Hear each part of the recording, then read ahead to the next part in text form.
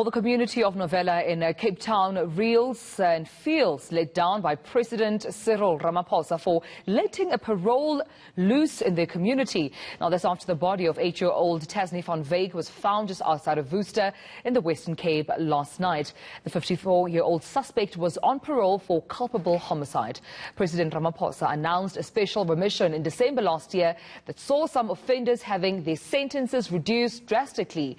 Our ETV reporter Natalie Malgas joins us from Cape Town to give us some more details about this particular case. Natalie, a very good afternoon to you. It's almost, obvious how the family is feeling, but just take us through how they're taking this news at this moment. Understandably, Tamilo, they're taking this really hard. We understand that Carmen van Wyk, Tazne's mother, collapsed upon hearing that her daughter was found just outside of Worcester at around midnight last night. She's still in hospital at the moment. We were addressed by relatives, including Tazne's father a short while ago, who gave really emotive statements, feeling let down that an alleged predator would move in on their street, and that the children in this area were now no longer safe, and that due to the fact that a parolee could allegedly have absconded for all the time that he has and moved in just across the road. Natalie, at this point, what do we know about the suspect? We know that 54-year-old Moidin Pandakar moved in across the road late last month. He had served time for similar offences, kidnapping and culpable homicide, as you mentioned a short while ago. However, we heard from sources close to the case that he had absconded and that his parole officers were not able to track him for at least a year. So that meant that there was no tight monitoring, as the president had promised, of perpetrators of crimes against women and children. So the community here feel as if they really were unprotected and let down by the authorities. Yeah, and just speaking about the community, I saw visuals of some community members right behind you hugging each other, some crying, wiping their tears, definitely here to also show support to the family. But what are they saying about this tragedy within the community?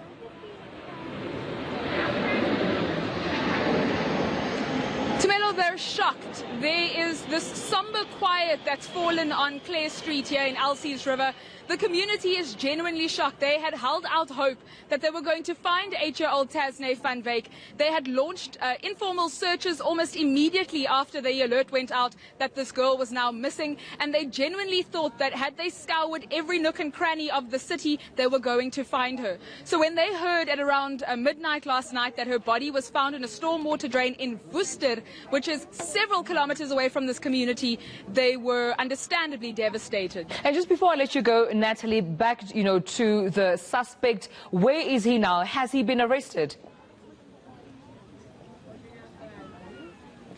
We heard earlier this week that he was tracked to Cradock in the Eastern Cape, where he was arrested on kidnapping charges. He appeared in a court there in the Eastern Cape earlier this week. It was when he was being transported back to the Western Cape to answer to this investigation that was playing out here in Elsie's River that he pointed out where he had dumped her body late yesterday. He's expected to appear in the Goodwood Magistrates Court tomorrow, where he'll face a charge of kidnapping and murder. Thank you so much, Natalie, for this update. Our reporter just giving us an update on the latest with regards to how the family is feeling after 8-year-old Tazne van Wyk's body was found just in Worcester.